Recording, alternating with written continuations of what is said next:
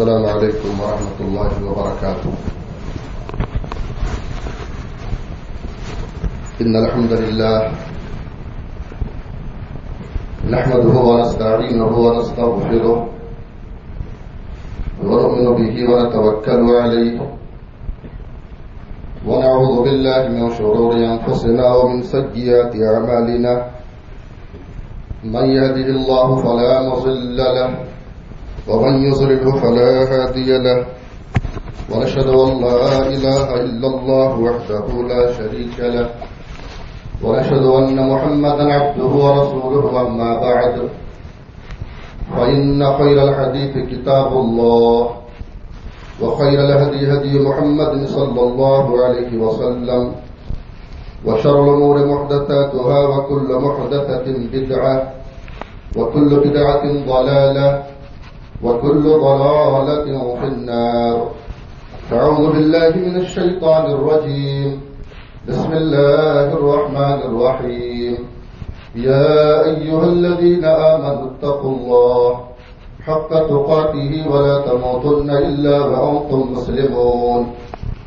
يا أيها الناس اتقوا ربكم الذي خلقكم من نفس واحدة وخلق منها زوجها وبث منهما رجالا كثيرا ونساء واتقوا الله الذي تساءلون به والأرحام إن الله كان عليكم رقيبا. يا أيها الذين آمنوا اتقوا الله وقولوا قولا سديدا يصلح لكم أعمالكم ويغفر لكم ذنوبكم ومن يطع الله ورسوله فقد فاز فوزا عظيما. وقال تعالى بسم الله الرحمن الرحيم.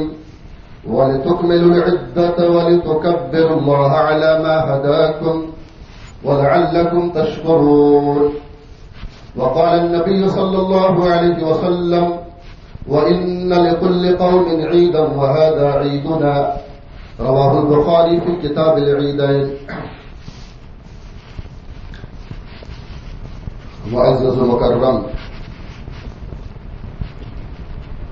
بزرگوں، نوجوان ساتھیوں، عزیز بچوں، پردہ نشین بے ماں اور بہنوں، ماہ رمضان کی عبادتوں اور ریاضتوں سے فارغ ہو کر ہم سب آج اس گراؤنڈ میں عید الفطر کی خوشیاں منانے کے لیے جمع ہوئے ہیں.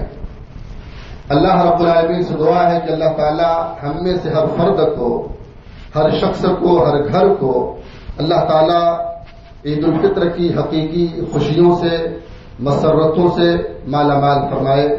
آمین یا رب العالمین. خطبہ عید الفطر کے لیے میں نے سورۃ البقرہ کی ایک آیت کریمہ کا ایک ٹکڑا پڑھا ہے. قرآن مجید میں اللہ رب العالمین نے ماہ رمضان کے احکام و وسائل بیان کرنے کے بعد اہل ایمان کو 3 باتوں کا حکم دیا.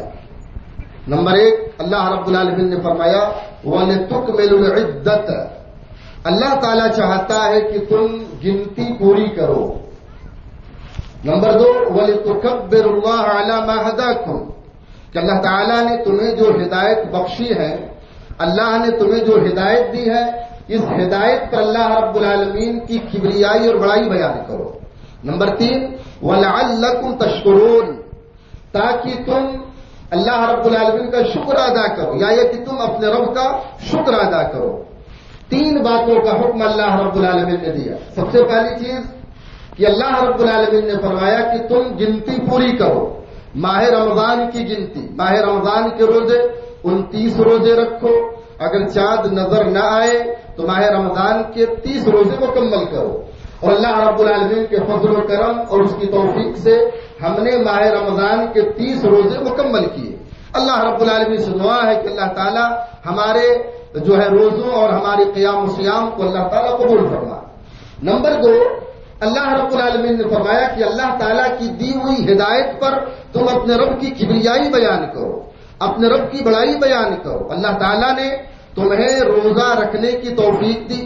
اللہ کے فضل و کرم سے ہم نے ماہ رمضان کے روزے رکھے تو ماہ رمضان کے روزے کی تکمیل پر ہم اللہ رب العالمین کی کبریائی اور بڑائی بیان کریں، اللہ رب العالمین کی وحدانیت کا اعلان کریں، اللہ رب العالمین کی وحدانیت اور اس کی کبریائی کی صدا بلند نہ کریں۔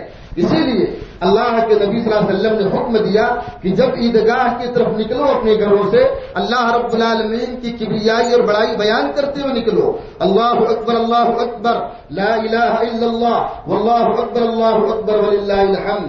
تو اللہ تعالیٰ نے ہمیں جو ہدایت دی ہے اس ہدایت پر اللہ رب العالمین کی کبریائی بیان کریں، رب کی بڑائی بیان کریں، یعنی اللہ تعالیٰ نے ہمیں جو خوشی کا موقع دیا ہے اس خوشی کے موقع میں رب کو فراموش مت کرو، اللہ رب العالمین کو مت بھولو۔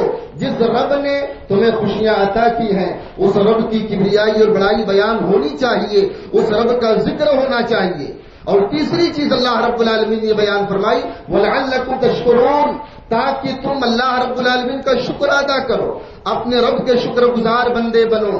اللہ تعالیٰ نے ماہ رمضان کے روزے کی توفیق دی، ماہ رمضان میں قیام اللیل کی توفیق دی، ماہ رمضان میں تلاوت قرآن مجید کی توفیق دی، ماہ رمضان میں ذکر و اذکار کی توفیق دی، ماہ رمضان میں دعا و مناجات کی توفیق دی۔ اس پر ہمیں رب کا شکر ادا کرنا چاہیے کہ اللہ تعالیٰ نے ہمیں زندگی میں موقع دیا، اللہ تعالیٰ نے ہمیں زندگی میں مہلت دی، ہم نے رب کی بندگی کی، اللہ رب العالمین کی عبادت کی، اس پر ہمیں رب کا شکر ادا کرنا چاہیے۔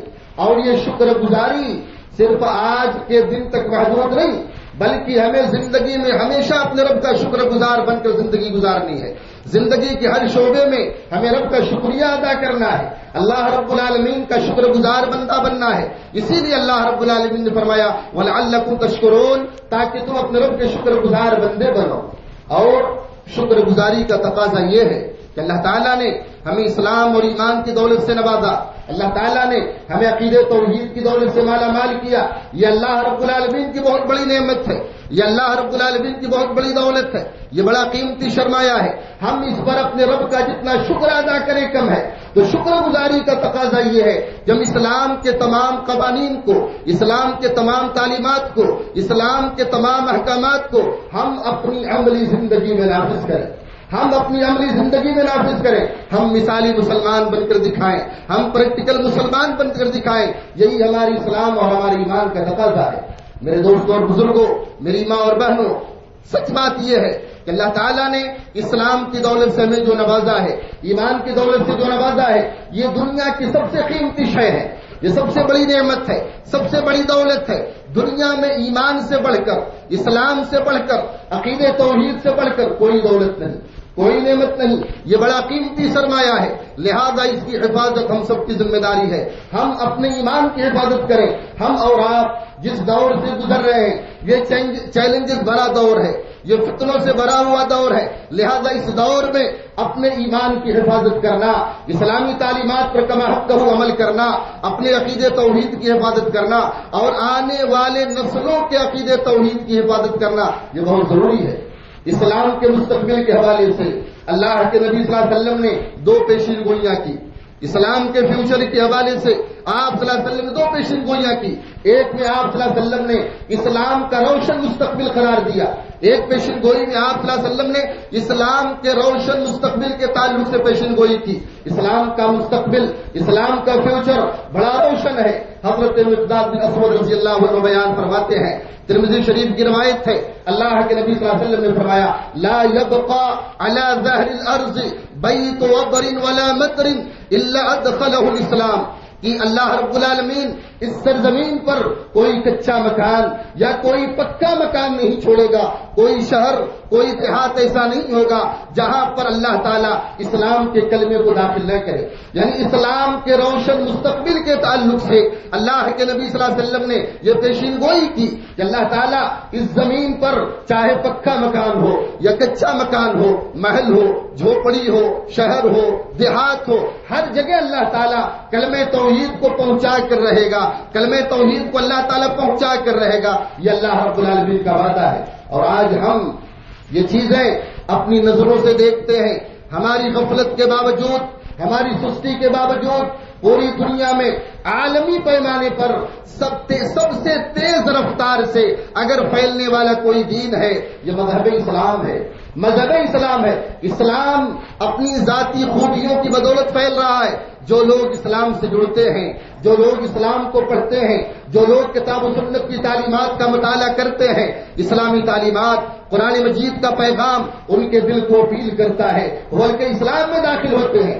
جو لوگ کل تک اسلام کے دشمن تھے آج اسلام کے محافظ بنے ہوئے ہیں، آج اسلام کے علم بردار بنے ہوئے ہیں. یہ اللہ رب العالمین کا احسان ہے. اسی لیے قرآن مجید میں اللہ رب العالمین نے فرمایا وَإِن تَتَوَلَّوْا يَسْتَبْدِلْ قَوْمًا غَيْرَكُمْ ثُمَّ لَا يَكُونُوا أَمْثَالَكُمْ اگر تم اسلامی تعلیمات سے اعراض کرتے ہو، منہ موڑتے ہو، تو اللہ تعالیٰ تمہیں مٹا کر ایسے لوگوں کو لائے گا، یعنی اسلام کے دشمنوں میں سے ایسے لوگوں کو اللہ تعالیٰ اسلام کی، ایمان کی، عقیدہ توحید کی توفیق دے گا، جو اسلام قبول کریں گے، اسلام کے علم بردار بنیں گے، اسلام کے محافظ بنیں گے، اسلامی تعلیمات کے محافظ بنیں گے اور اسلامی تعلیمات کو اپنی زندگی میں نافذ کریں گے. یہ اللہ رب العالمین کا دستور ہے.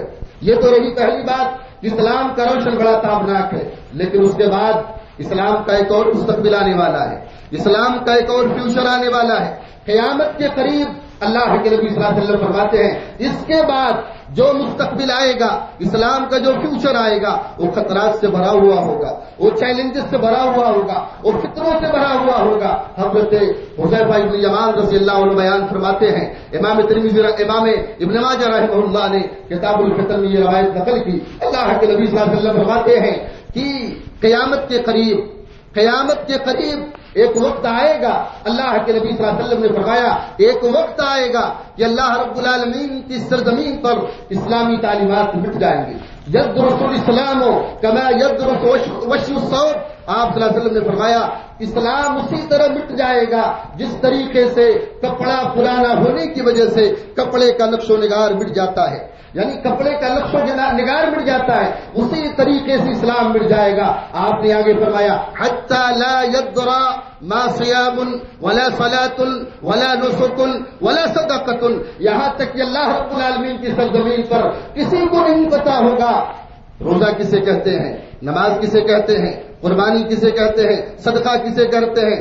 کچھ لوگ رہیں گے، کچھ بوڑھے ہوں گے، کچھ بوڑھیاں ہوں گی، وہ کہیں گے ادرکنا آباءنا علی کلمۃ لا الہ الا اللہ. ہم نے اپنے آباء و اجداد کو کلمہ توحید پڑھتے ہوئے پایا، لا الہ الا اللہ پڑھتے ہوئے پایا، لہذا ہم اس کلمے کا ورد کرتے ہیں، ہم اس کلمے کو دہراتے ہیں. آپ غور کیجیے، ایک آپ نے اسلام کے تعلق سے روشن مستقبل کی پیشین گوئی کی، اور دوسری حدیث میں آپ صلی اللہ علیہ وسلم نے اسی اسلام کے تعلق سے جو ہے خطرات کی پیشین گوئی کی. ایک وقت آئے گا کہ اسلام مٹ جائے گا اس سرزمین سے جس طریقے سے کپڑے کے نقش و نگار مٹ جاتے ہیں. لہذا اللہ کے نبی صلی اللہ علیہ وسلم نے ہمیں آگاہ کیا، ہمیں متنبہ کیا کہ ہم خود اسلامی تعلیمات پر عمل کریں، اپنی نسلوں کو، اپنے بچوں کو اسلام کا داعی بنائیں، اسلام کا محافظ بنائیں، اپنے عقیدے کی حفاظت کریں، اپنے ایمان اور اسلام کی حفاظت کریں. یہ گویا اللہ کے نبی صلی اللہ علیہ وسلم نے ہمیں پیشین گوئی کی.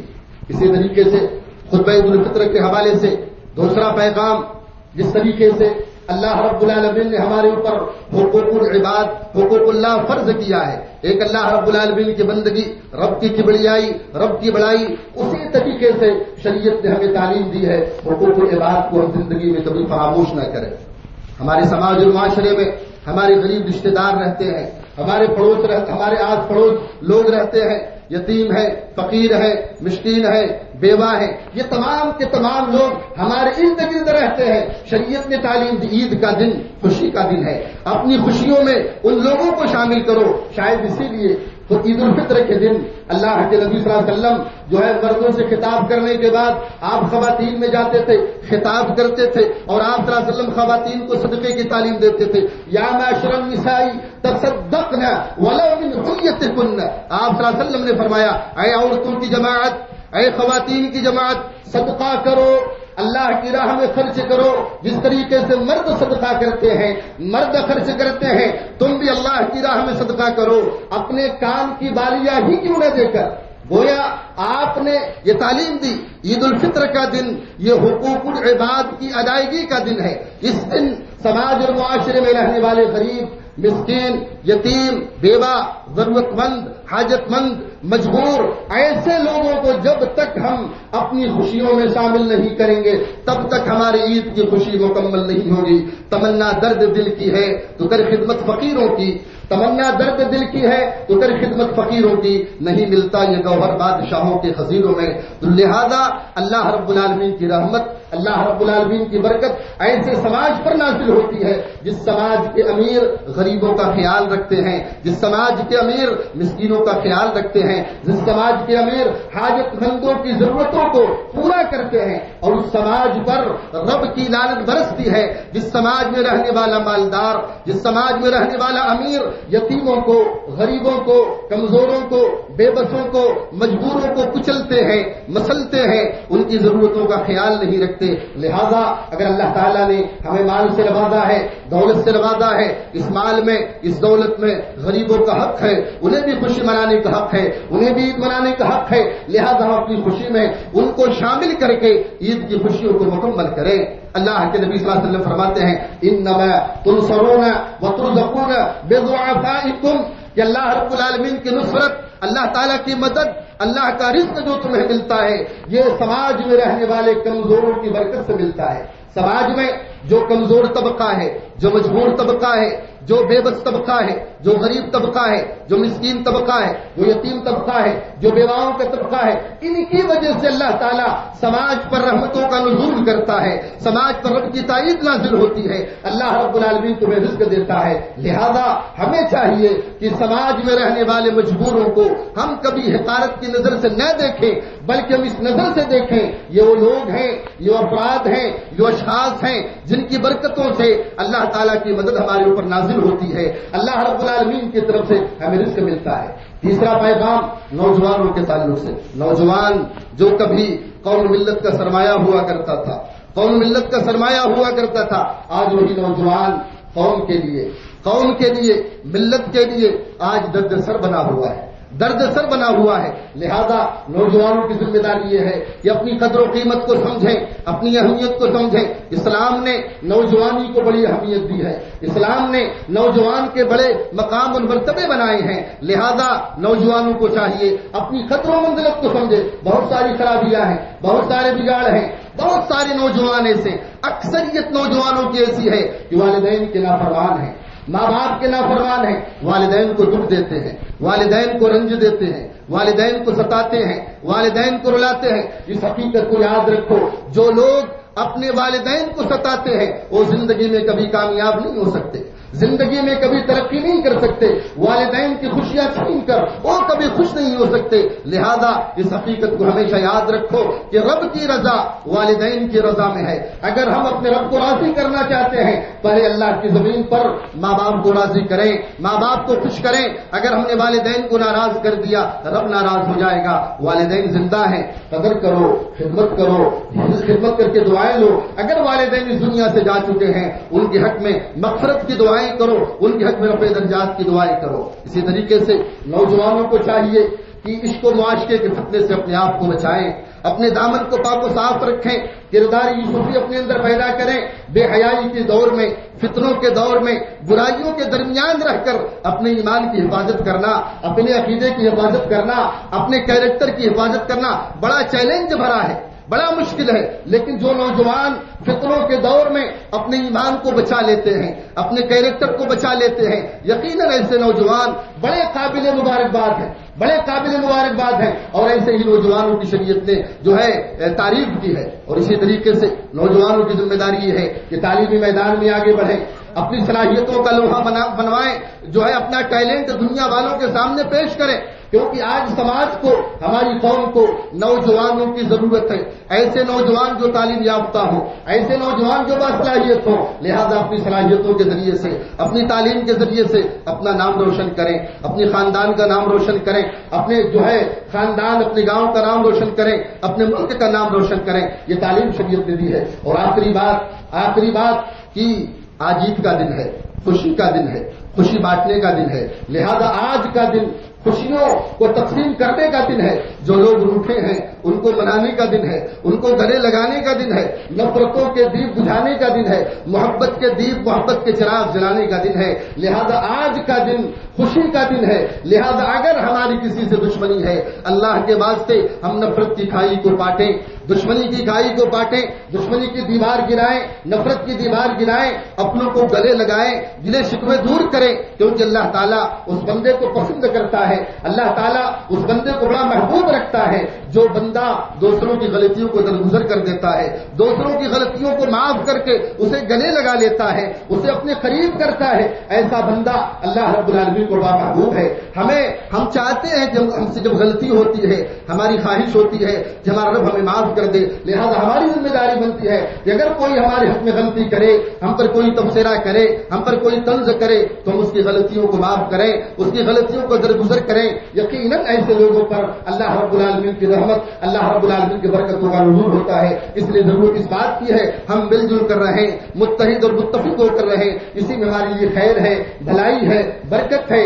آخر میں اللہ رب العالمین سے دعا ہے کہ بار الہ ہم نے ماہ رمضان میں جو بھی عبادتیں کی ہیں، جو بھی ریاضتیں کی ہیں، بار الہ ماہ رمضان میں کی گئی عبادت کو قبول فرمائے۔ اللہ تعالیٰ ہمیں اسلام اور ایمان پر ثابت قدم رکھے، اللہ تبارک و تعالیٰ ہمیں عمل صالح پر استقامت عطا فرمائے، کیونکہ رمضان کا مہینہ جو گزرا ہے یہی پیغام دینے کے لیے آیا تھا کہ اسلام پر کیسے استقامت جو ہے کی جاتی ہے، عمل صالح پر استقامت کیسے کی جاتی ہے، یہی پیغام دینے کے لیے آیا تھا۔ گناہوں پر کیسے رویا جاتا ہے، رب کو کیسے منایا جاتا ہے، رب کی محبت کیسے حاصل کی جاتی ہے، رب کا تقرب کیسے حاصل کیا جاتا ہے۔ لہذا ہم نے جو بھی نیکی شروع کی ہے ماہ رمضان میں، بار الہ ہمیں ان نیکیوں کو کنٹینیو کرنے کی توفیق عطا فرما، اس پر استقامت جو ہے اختیار کرنے کی توفیق عطا فرما۔ اللہ تعالیٰ ماہ رمضان میں ہم سے جو کوتاہیاں ہوئی ہیں بار الہ ہماری کوتاہیوں کو درگزر فرما، ہماری غفلت اور سستی کو درگزر فرما۔ الہ العالمین ہم میں جو بیمار ہیں انہیں شفاء کاملہ اور عاجلہ عطا فرما۔ الہ العالمین ہم میں سے جو لوگ اس دنیا سے جا چکے ہیں بار الہ ان کی قبروں کو منور و مجلہ فرما دے۔ الہ العالمین الہ العالمین ہمارے ملک میں امن و امان پیدا فرما۔ اللہ تعالیٰ اس ملک میں ہر طرف جو ہے فتنہ اور شر اور جو ہے نفرت کی آندھی چل رہی ہے بار الہ اس شر اور فتنوں کو، بدامنی کو اللہ تعالیٰ امن میں تبدیل فرما دے، کیونکہ امن دینے والا تو ہی ہے، تیرے علاوہ کوئی امن دینے والا نہیں۔ بار الہ اہل فلسطین کی عبادت فرما، وہاں پر جو ہے جوان بوڑھے مرد عورت بچوں کو نشانہ بنایا جا رہا ہے، بار الہ اہل فلسطین کی حفاظت فرما، وہاں کے بزرگوں کی حفاظت فرما، وہاں کے نوجوانوں کی حفاظت فرما، وہاں کے بچوں کی حفاظت فرما۔ بار الہ ہم سب پر اپنی رحمت کا نزول فرما۔ الہ العالمین ہمیں کتاب و سنت کی تعلیمات کے مطابق زندگی گزارنے کی توفیق عطا فرما۔ تقبل اللہ منا ومنکم، جزاکم اللہ خیر، بارک اللہ فیک، السلام علیکم ورحمۃ اللہ وبرکاتہ۔